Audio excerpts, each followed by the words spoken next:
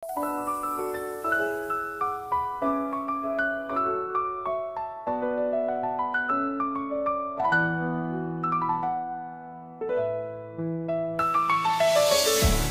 saja. Setelah Max masuk ke kamar, dia berdiri di depanku seolah sedang menunggu sesuatu. Aku sempat mengira dia akan memelukku, tapi dia justru menghela nafas dan berkata, "Jubilian, soal pakaianmu hari ini, apa dia sedang mengomentari apa yang kupakai? Memang benar aku hanya mengenakan pakaian santai, tapi tetap saja aku merasa dialah yang seharusnya disalahkan. Datang tiba-tiba tanpa memberi kabar lebih dulu, lalu mengkritikku begitu saja. Karena malu, aku buru-buru mengganti topik. Cuacanya bagus sekali ya hari ini. Aku baru sadar telah melakukan kesalahan setelah kalimat itu keluar begitu saja dari mulutku. Hari ini mendung, bahkan terlihat seperti akan hujan. Panik, aku buru-buru menambahkan. Aku memang suka hari-hari seperti ini, soalnya mataharinya tidak terik kan? Dengan susah payah aku berusaha tetap tenang. Max memperhatikan omonganku yang ngawur itu lalu tersenyum dan mengangguk. Kamu benar. Tanpa sadar aku malah terpaku menatap wajahnya. Sepertinya dia jadi semakin tampan. Aku langsung memalingkan wajah dan bertanya, akhir-akhir ini kamu sibuk apa? Soalnya kamu tidak mampir-mampir beberapa hari ini. Tubuhnya menegang mendengar pertanyaanku. Dia menjawab dengan nada datar. Bukan sesuatu yang perlu kamu tahu. Aku menghela nafas. Apa dia masih belum mempercayaiku? Meskipun banyak hal telah berubah, aku tahu betul apa saja yang telah terjadi dalam cerita asli. Bisa saja aku membantunya kalau dia mau terbuka. Apa ini rahasia besar? Aku ingin tahu, Max. Pintaku sambil menggenggam tangannya. Max tampak memerah, lalu mengangguk pelan. Dia tersenyum tipis, lalu sambil mengalihkan pandangan dariku, dia bertanya, tapi sebelum itu, aku mau tanya satu hal. Soal penampilanku hari ini, apa aku terlihat jelek? Aku langsung membeku. Apa dia sedang bicara soal dirinya sendiri? Aku malu karena telah salah paham. Kalau dipikir-pikir, aku memang pernah menilai penampilannya beberapa kali. Di depannya pula. Untung sekarang aku sudah tidak begitu lagi. Aku menghela nafas lega. Mulai sekarang, aku janji tidak akan datang menemuimu dengan penampilan berantakan seperti ini. Jadi tolong maafkan aku. Apa yang dia bicarakan? Dia tidak tahu kalau wajah tampannya itu sudah cukup jadi alasan untuk dimaafkan. Bahkan kalau dia pakai baju dari jerami pun, aku tetap bakal bilang dia tampan. Aku buru-buru berbicara untuk meluruskan kesalahpahamannya. Apa yang kau bicarakan? Kau terlihat luar biasa seperti biasanya. Bahkan mungkin kaulah pria yang paling tampan yang aku kenal. Ekspresinya langsung kosong. Mungkin aku terlalu bersemangat saat mengungkapkan pendapatku. Aku merasa malu, tapi tak ada lagi yang bisa kulakukan sekarang. Aku mengajaknya duduk di kursi sambil berkata, "Mari kita duduk dan..." Namun saat itu juga, Max memelukku dari belakang. Lengannya yang ramping tapi berotot melingkari tubuhku seolah hendak menahanku. Aku merasakan wajahku memanas. Yang membuatnya semakin parah, dia berbisik di telingaku. Aku khawatir karena kau tiba-tiba menutup pintu. Aku tidak berkunjung selama beberapa hari dan itu karena pakaian yang kupakai hari ini. Tanpa sadar aku mengungkapkan alasanku. Kurasa aku telah menggali lubangku sendiri karena tampaknya kami berdua benar-benar lupa dengan apa yang sedang kupakai. Bagaimanapun, aku menoleh sedikit ke arahnya dan merasakan sentuhan lembut di pipiku. Aku segera berbalik karena terkejut, hanya untuk mendapati matanya yang berwarna merah delima menatapku. Matanya tampak lebih bersinar dari biasanya. Lalu dia berkata dengan nada serius, "Kau terlihat cantik, tidak peduli apa yang kau kenakan." Biasanya, aku akan merasa risih mendengar ucapan seperti itu. Namun entah kenapa, kali ini aku merasa begitu dicintai. Mungkin karena ini adalah pertama kalinya aku merasakan perhatian seseorang secara langsung. Hatiku terasa geli saat menatap matanya. Ia perlahan mendekatiku dan aku pun memejamkan mata, mendengarkan suara nafasnya yang semakin mendekat. Jubilian, kau ada di dalam. Sebuah suara memotong momen itu. Aku tersentak kaget saat mengenali suara ayahku dan segera mendorong Max menjauh. Iya ayah, ada apa? Berbeda dengan Jubilian yang terkejut, Max justru merasa kesal. Ia tahu bahwa gurunya sengaja mengganggu mereka. Dia sampai melakukannya sejauh ini. Ada sesuatu yang perlu kudiskusikan dengan Max. Suara ayahnya terdengar dari balik pintu. Jubilian menoleh kepada Max. Ia berharap gadis itu akan menahannya. Namun ternyata dia malah mendorong Max tanpa ragu. Silakan pergi. Kekecewaan muncul dalam hati Max mendengar kata-kata dingin itu. Namun saat itu, ia merasakan sesuatu yang lembut menyentuh pipinya. Ia menoleh dan melihat Jubilian berdiri dengan bertumpu pada ujung jari kakinya, memberinya kecupan ringan di pipi. Dengan pipi merah, gadis itu berkata, "Semoga kalian menghabiskan waktu yang menyenangkan." Tanpa sadar, sudut bibir Max terangkat. Ia menunduk sedikit agar sejajar dengannya. Aku ingin kamu tahu betapa berharganya dirimu bagiku. Aku rasa aku tidak akan bisa. Ia lalu membalas dengan pelan. Baiklah, aku akan pergi. Sebelum melangkah keluar, ia menatap Jubilian sekali lagi. Saat itu ia menyadari dirinya sudah tidak berdaya. Ia akan melakukan apapun demi gadis itu. Aku baru bisa tenang setelah Max keluar dari kamarku.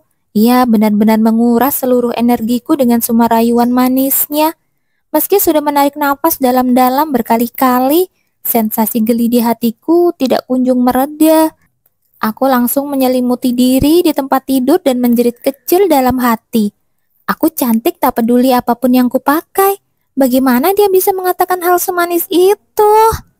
Aku sempat tertawa kecil di balik selimut, lalu mulai mengkhawatirkan sesuatu. Apa yang sebenarnya ingin ayah bicarakan dengan Max? Sepengetahuanku, hubungan mereka tidaklah terlalu baik. Aku bertanya-tanya, apa alasan ayah memanggil Max secara langsung?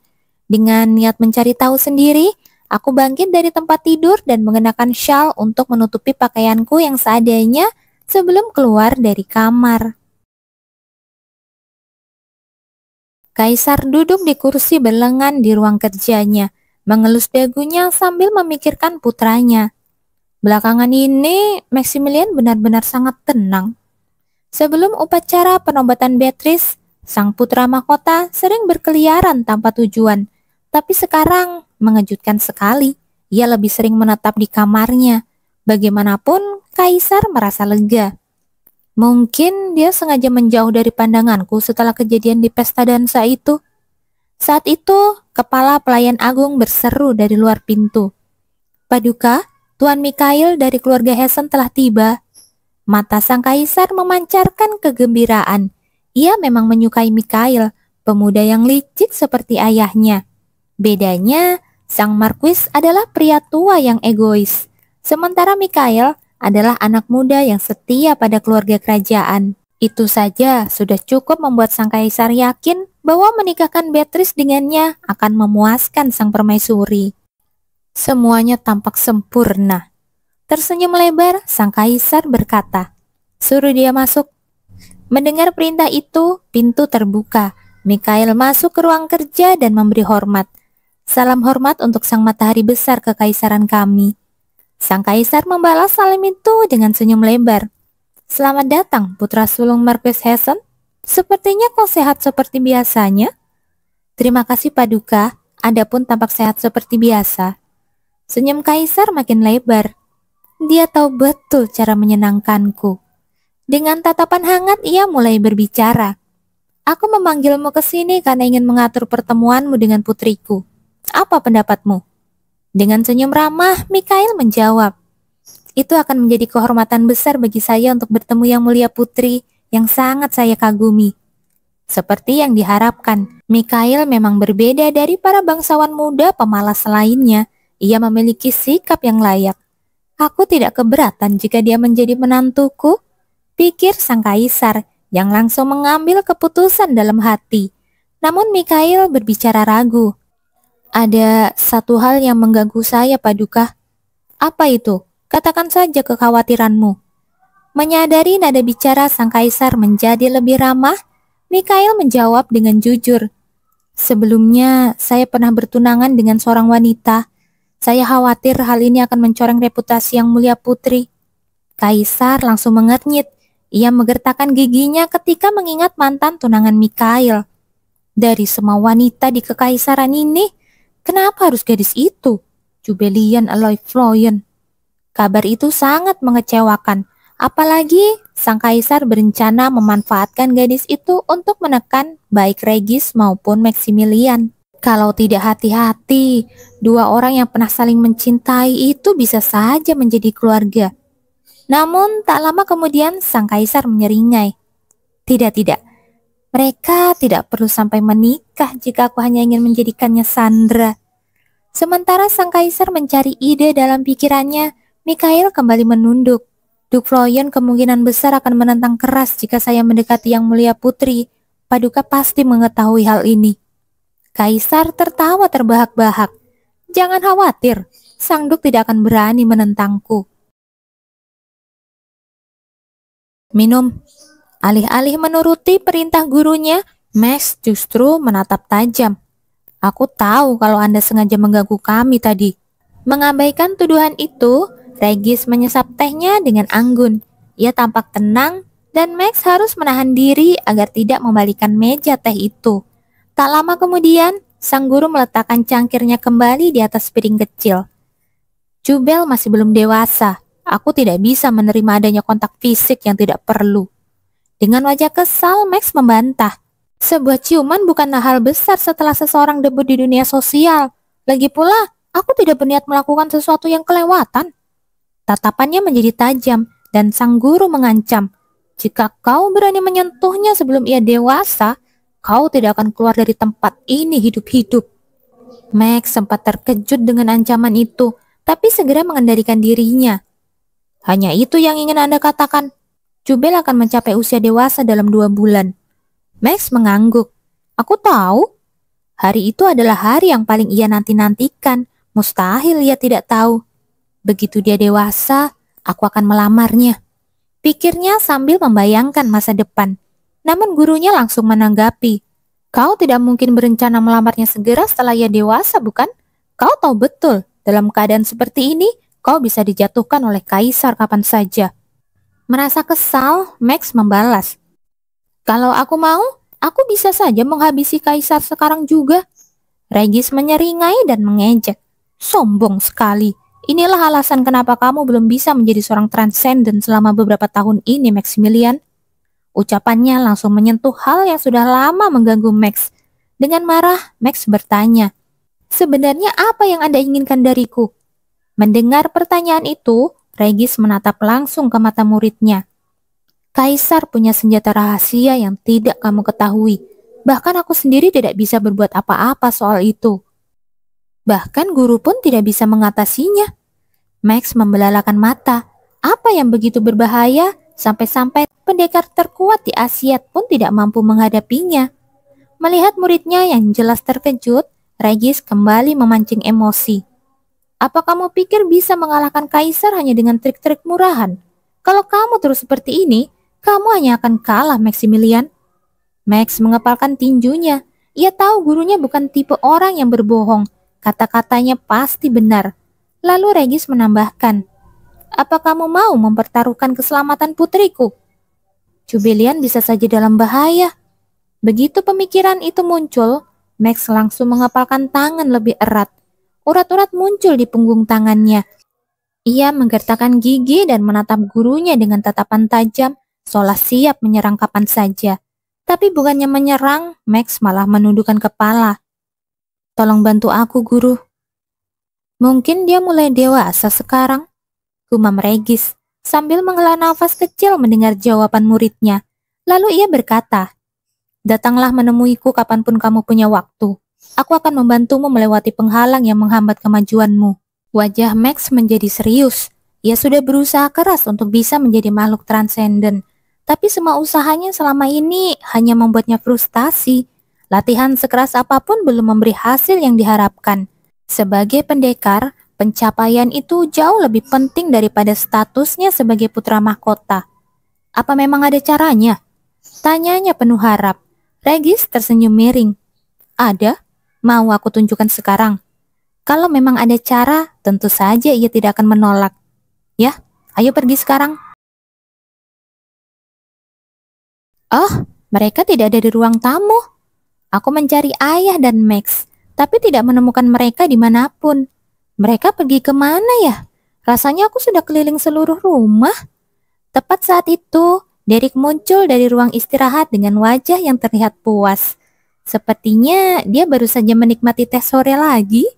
Sebagai nyonya rumah, sudah menjadi tugasku untuk memberikan barang-barang berkualitas pada kepala pelayan, karena mereka yang bertanggung jawab mengatur para staf.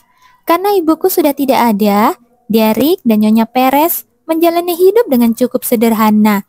Aku sangat berutang budi pada mereka karena sudah merawatku di masa laluku yang bodoh.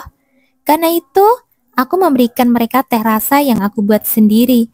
Sepertinya Derek sangat menyukainya karena dia sering minum teh saat ada waktu luang. Berpikir mungkin dia tahu kemana ayah dan Max pergi, aku pun mendekatinya. Ia menyapaku sambil tersenyum. Lady Jubilian, ada keperluan apa?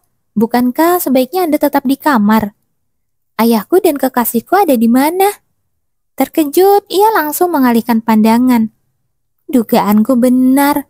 Aku menatapnya dan berkata, tolong beritahu aku mereka ada di mana. Sebagai gantinya, aku akan memberimu teh mawar yang baru saja aku buat. Mendengar tawaranku, Derek menelan ludah. Ia lalu menghela nafas sebelum akhirnya mengungkapkan rahasianya.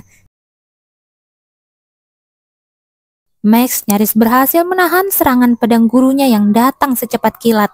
Ia menahan rasa mualnya. Awalnya, ia benar-benar percaya kalau sang guru tahu cara menjadi makhluk transenden. Tapi nyatanya, Regis hanya membawanya ke ruang latihan. Sambil melemparkan pedang ke arahnya, Regis berkata, pencerahan itu biasanya datang saat berada dalam bahaya. Cobalah untuk bertahan hidup dari seranganku. Serangan dari gurunya jauh lebih berbahaya dibandingkan 6 tahun yang dihabiskannya di medan perang. Dalam hati, Max mengumpat karena ia merasa tertipu. Saat itu juga, sang guru bergerak cepat, seolah ingin mengalihkan perhatian Max. Di mata Max seolah ada dua sosok gurunya. Saat pedang itu datang menyerangnya dan menguasai pedangnya, Max kehilangan fokus dan akibatnya cukup fatal, seolah pedangnya ditelan oleh senjata lawan. Regis mendorong pedang Max dengan kuat, membuat senjata itu terlempar dan berputar di udara. Max terdiam dengan mulut terbuka tak percaya. Ini pertama kalinya ia sampai harus melepaskan pedangnya seperti itu. Harga dirinya terasa tercabik-cabik. Terlalu lemah, ejek sang guru. Sialan, amarah Max memuncak. Ia tadinya berusaha sabar karena orang di depannya adalah ayah dari wanita yang ia cintai. Tapi sekarang, kesabarannya sudah habis. Ia mencabut pedang lain dari pinggangnya dan bersiap menyerang. Namun Regis sudah berdiri di depannya dalam sekejap, dengan pedangnya mengarah ke leher Max. Terlalu lambat. Brengsek! Regis mengerutkan kening mendengar muridnya mengumpat. Ia menghela nafas. Kalau aku begini terus, Jubel pasti makin takut padaku. Tanpa ia sadari, putrinya sudah berdiri di pintu ruang latihan dengan wajah pucat. Ia melihat semuanya dari awal. Setelah tahu mereka ada di ruang latihan, aku mulai penasaran apa yang mereka lakukan di sana. Jangan-jangan mereka bertarung. Pikirku dengan cemas. Aku menghela nafas. Apa itu cara yang benar-benar mereka pilih? Aku sempat berkonsultasi dengan Rose tentang cara mendekatkan diri dengan ayah. Tapi jawabannya sangat singkat. Aku terus terang saja, Lady Floyen. Aku cuma memanggil ayahku Papa. Papa? Rasanya aneh mengucapkan kata itu. Aku belum pernah memanggil seseorang dengan sebutan itu, baik di hidupku yang dulu maupun yang sekarang. Lagi pula, aku sudah hampir dewasa. Ayah bisa saja mengira aku sudah tidak waras kalau tiba-tiba memanggilnya seperti itu. Semakin kupikirkan, semakin tidak masuk akal. Aku menghela nafas karena frustasi dan mempercepat langkahku. Ruang latihan yang letaknya agak jauh dari rumah semakin dekat. Mereka sedang apa sebenarnya? Dengan rasa penasaran, aku membuka pintu perlahan. Begitu melihat ke dalam, aku terkejut. Mereka sedang apa? Ayah dan Max sedang bertarung sengit. Bahkan mataku tidak bisa mengikuti pergerakan pedang mereka. Mereka tidak akan terluka, kan? Walaupun aku tidak tahu soal teknik pedang, aku bisa melihat pertarungan mereka sangat berbahaya. Aku jadi teringat, biasanya para kesatria bisa saja terluka saat latihan.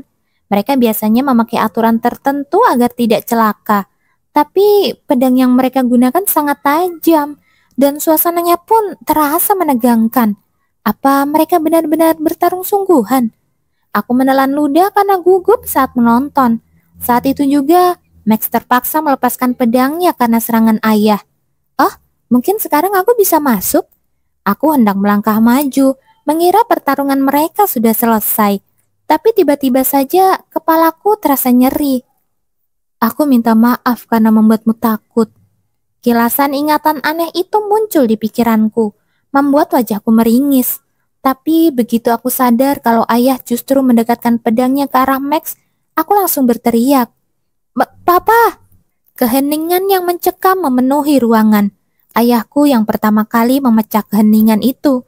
Ia menatapku dengan mata terkejut. Jubel, barusan kamu... Nada terkejut dalam suaranya membuatku sadar betapa konyolnya yang baru saja kulakukan. Tubuhku gemetar. Apa yang barusan kulakukan? Aku tidak percaya aku benar-benar memanggilnya papa. Padahal hanya tinggal 2 bulan lagi aku akan dianggap dewasa. Aku bahkan tidak bisa memahami apa yang baru saja kulakukan. Aku berdiri kaku di tempat. Tanpa kusadari, ayah sudah berada di hadapanku, memegang kedua pundakku. Jawab ayah, kamu ingat sesuatu? Wajahnya dipenuhi rasa putus asa dan gelisah. Kenapa ekspresinya terlihat begitu sedih? Aku tidak tahu apa alasannya, tapi hatiku ikut terasa hancur. Tiba-tiba rasa sakit yang tajam muncul di kepalaku, diikuti oleh kilasan gambar berwarna kemerahan. Maafkan aku hanya ingin. Suara ayah membawaku kembali ke kenyataan. Jubel, barusan itu. Ia menghela napas. Hatiku terasa sakit, mengira dia kecewa. Tapi aku sudah terlanjur melakukan itu, dan aku tidak mau menyia-nyiakan kesempatan ini untuk lebih dekat dengannya. Rasa malu ini cuma sementara. Kali ini aku akan jujur. Dengan pikiran itu, aku pun membuka mulut. Aku cuma ingin mencoba memanggil ayah dengan sebutan lain kali ini. Aku berbicara sehalus mungkin, tapi mata ayah langsung membesar. Aku menunggunya bicara lagi dengan hati gugup. Takut ia akan menegurku karena bertindak kekanak-kanakan. Ayah mengerti. Jawabnya pelan. Matanya membentuk lengkungan lembut, dan senyum hangat terukir di wajah tampannya.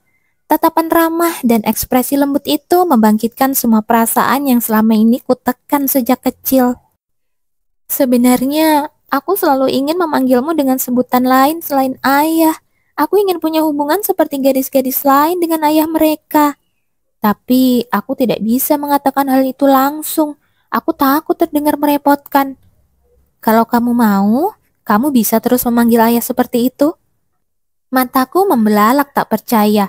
Emosi yang kutahan selama ini meledak begitu saja. Aku menangis. Jubelian? Ia memanggilku, dan aku berusaha tetap terlihat tenang untuk menjawabnya. Tapi tangisanku sudah tak bisa dihentikan lagi. Seolah aku terseret arus sungai yang deras. Aku kehilangan kendali atas perasaanku sendiri. Aku buru-buru menutup mulut dan mulai terisak. Sepertinya ayah bingung melihatku tiba-tiba menangis seperti itu. Ia terus memanggilku. Jubel, kenapa? Kamu sakit? Ada yang luka? Aku tahu aku harus berhenti menangis. Tapi pertanyaannya justru membuatku semakin sedih. Jawabannya ternyata ada di sini selama ini. Tapi kenapa selama ini terasa begitu sulit? Aku selalu takut ditolak ayah lagi, seperti dulu. Karena itu, Aku tidak pernah berani memanggilnya dengan akrab. Aku hanya bisa mengamatinya dari jauh, mengikuti dari balik bayangan tanpa ia sadari. Katakan, ada apa sebenarnya? Aku menatap matanya saat ia bertanya. Meskipun ada suaranya terdengar dingin, tapi aku bisa melihat rasa khawatir di matanya. Bolehkah aku memanggilmu seperti itu mulai sekarang? Ia mengurutkan alis heran. Apa maksudmu?